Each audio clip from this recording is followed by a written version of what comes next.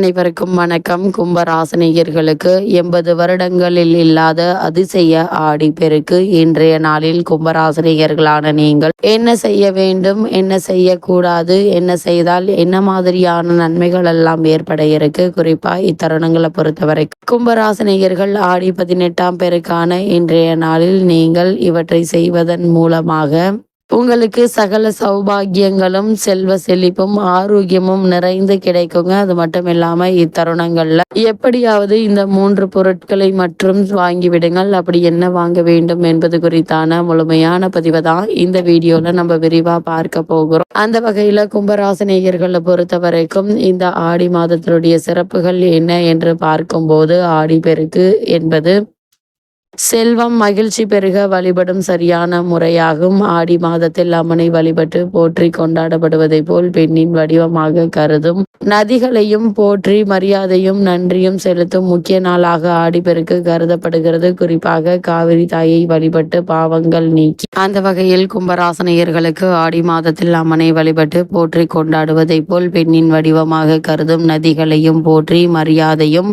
நன்றியும் செலுத்தும் முக்கிய நாளாக ஆடிப்பெருக்கு கருதப்படுகிறது. குறிப்பாக காவிரி தாயை வழிபட்டு பாவங்கள் நீக்கி மகிழ்ச்சி ஆயுள் அனைத்து நலன்களும் பெருக வேண்டுமென வழிபடும் சிறப்புக்குரிய ஒரு நாளாக அமைகிறது. இந்த ஆடி மாதம் அம்மனுக்கு உகந்த மாதம். இந்த மாதத்தில் ஆடிப்பெருக்கு மிக முக்கியமான பண்டிகையாக கொண்டாடப்படுகிறது. கும்பராசினியர்களை பொறுத்த வரைக்கும் ஆடி மாதம் அம்மனுக்கு உகந்த மாதம். இந்த மாதத்தில் ஆடிப்பெருக்கு மிக முக்கியமான பண்டிகையாக கொண்டாடப்படுகிறது. ஆடிப்பெருக்கு ஆடி மாதத்தின் 18ஆம் நாளில் கொண்டாடப்படுகிறது. அதனால் இதை ஆடி 18ஆம் பெருக்கு என்றும் சொல்வது உண்டு. குறிப்பாக இது நிலத்திற்கும் பூமியை செழிக்க வைக்கும் நீர்நிலைகளுக்கும் நன்றி செலுத்தும் ஒரு புண்ணிய நாளாக கருதப்படுகிறது. அது மட்டுமில்லாமல் ஆடி பெருக்குக்கு ஏன் கொண்டாடுகிறோம் என்று பார்க்கும்போது, கங்கை நதி தன்னுடைய பாவங்களை போக்க கிருஷ்ண பகவானிடம் சென்று வழி கேட்டது. கிருஷ்ணர் காவிரி ஆற்றில் கலக்க சொன்னார். காவிரி ஆறு கிருஷ்ணரிடமிருந்து பாவங்களை போக்கும் சக்தியை பெற்றது. இதனால் சந்தோஷமாக விஷ்ணு இடங்களுக்கு சென்றது. ஸ்ரீரங்கப்பட்டினம், சிவசமுத்திரம், ஸ்ரீரங்கம் போன்ற இடங்களுக்கு போய் ரங்கநாதரை வணங்கியது. இந்த நிகழ்வு தான் ஆடிப்பெருக்கு பண்டிகையாக கொண்டாடப்படுகிறது. அது மட்டுமில்லாமல் இன்றைய நாளில் இந்த மாதத்தில் தென்மேற்கு பருவமழை அதிகமாக பெய்யும். காவிரி ஆற்றில் நிறைய தண்ணீர் வரும். விவசாயம் செழிக்க வேண்டும் என்பதற்காக இந்த நாளில் விவசாயிகள் வழிபாடு செய்வது உண்டு. சிலப்பதிகாரத்தில் ஆடி 18 முக்கியத்துவத்தை பற்றி சொல்லியிருக்கிறார்கள். ஆடி மாதம் சூரியன் கடகராசியில் பயணிக்கும் நேரம். இது ஒரு விவசாய வேலைக்கான முக்கியமான நேரம். மழை நிறைய பெய்து ஏரி குளம் எல்லாம் நிரம்பி வழியும். விவசாயத்திற்கு தேவையான தண்ணீர் கிடைக்கும். அதனால் விவசாயிகள் அடுத்து விவசாயத்திற்கு நிலத்தை தயார் செய்வார்கள். இந்த நாளில் வழிபட்டு விவசாய பணிகளை துவங்கினால் விவசாயம் செழித்து வரும் என்பது நம்பிக்கை. ஸ்ரீரங்கம் கோவிலிலிருந்து ரங்கநாதர் அம்மா மண்டபம் படித்துறைக்கு எழுந்தருள்வார். அது மட்டுமில்லாமல் காவிரி ஆற்றிற்கு புடவை, கமல், கருப்பு மணி, தாலி கயிறு, வெற்றிலை பாக்கு, பழங்கள் எல்லாம் வைத்து சீர்கொடுக்கும் வைபவம் நடக்கும். இந்த பழக்கம் இன்றும் தொடர்ந்து வருகிறது. இதனால் காவிரி தாயை ரங்கநாதரின் தங்கை என்று கூறுவார்கள். ஆடிப்பெருக்கு அன்று பெண்கள் புது தாலி கயிறு மாற்றி தங்களின் கணவருக்கு நீண்ட ஆயுள் கிடைப்பதற்காக வேண்டிக் கொள்வார்கள். ஆடிப்பெருக்கு அன்று காவிரி ஆற்றுக்கு சென்று பூஜை செய்து வழிபடுவார்கள். பூஜை, பழம், சாப்பாடு எல்லாம் காவிரி அன்னைக்கு படைப்பார்கள். புதிதாக திருமணமானவர்கள் தங்களின் திருமண மாலைகளை ஆற்றில் விட்டு வணங்கி வழிபடுவார்கள். இந்த நாளில் காவிரியில் புனித நீராடினால் பாவங்கள் போகும், செல்வ வளமும் ஆரோக்கியமும் பெருகும் என்பது நம்பிக்கை. அது மட்டுமில்லாமல் இந்த நாளில் தங்கம் உள்ளிட்ட சொத்துக்கள் வாங்கினால் பெருகும் என்பதும் ஐதீகமாக உள்ளது. அது மட்டுமில்லாமல் கும்பராசினியர்களை பொறுத்த வரைக்கும் காவிரி கரைக்கு சென்று வழிபட முடியாதவர்கள் தங்களுடைய வீட்டிற்கு அருகிலுள்ள நீர்நிலைகளுக்கு சென்று வழிபடுவது உண்டு. புதிதாக திருமணமான பெண்மணிகளுக்கு தாலி பெருக்கி போடும் வைபவமும் இந்த நாளில் நடத்துவார்கள். மக்கள் குளக்கரைகளிலும் காவிரி அன்னையை நினைத்து பூஜை செய்து வழிபடுவது உண்டு. இவ்வளவு சிறப்பு மிக்க இந்த 2025ஆம் ஆண்டு ஆகஸ்ட் மாதம் 3ஆம் தேதி ஞாயிற்றுக்கிழமை வருகிறது. விசாக மற்றும் அனுஷம் நட்சத்திரம் இணைந்த நாளில் ஆடிப்பெருக்கு வருகிறது.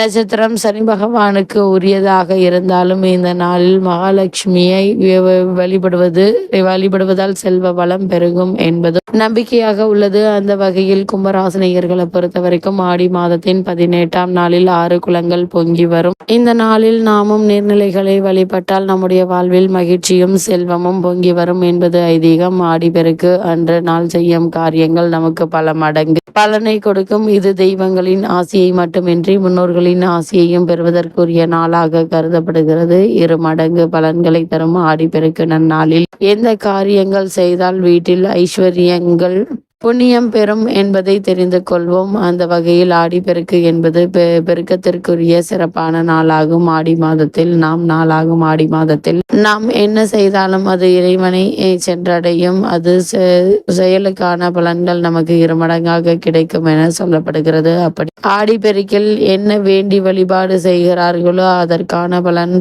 பலம் மடங்காக கிடைக்கும். இந்த நாளில் நீர்நிலைகளில் பொங்கி வரும் என்பது ஐதீகம். நீருக்கு நன்றி செலுத்தும் நாளாக ஆடிப்பெருக்கு அமைகிறது. நமக்கு பல மடங்கு ஐஸ்வர்யத்தை புண்ணியத்தையும் தரக்கூடிய நாளாகும். ஆடிப்பெருக்கில் சில குறிப்பிட்ட காரியங்களை செய்தால் ஐஸ்வர்யம் புண்ணியம் பெருகுவதுடன் வாழ்க்கையில் மிகப்பெரிய மாற்றத்தை ஏற்படுத்தி பல மடங்காக பெருக்கி கொடுக்கும் என கூறப்படுகிறது. அந்த வகையில் இந்த ஆடிப்பெருக்கான இன்றைய தினத்தில் கும்பராசினியர்கள் என்ன செய்ய வேண்டும் என்று பார்க்கும்போது ஆடிப்பெருக்கில் ஆற்றங்கரை குளக்கரைக்கு சென்று தீபம் ஏற்றி வழிபட வேண்டும். புனித நீராடி முன்னோர்களுக்கு செய்ய வேண்டிய புண்ணிய காரியங்களை செய்யலாம். அது மட்டுமில்லாமல் திருமணமான பெண்கள் தாலி கயிறு மாற்றிக்கொள்ளலாம். அதேபோல் மற்ற சுமங்கலிகளுக்கு தாலி கயிறு தானமாக கொடுக்கலாம். அது மட்டுமில்லாமல் கன்னியாக பூஜை செய்யலாம்.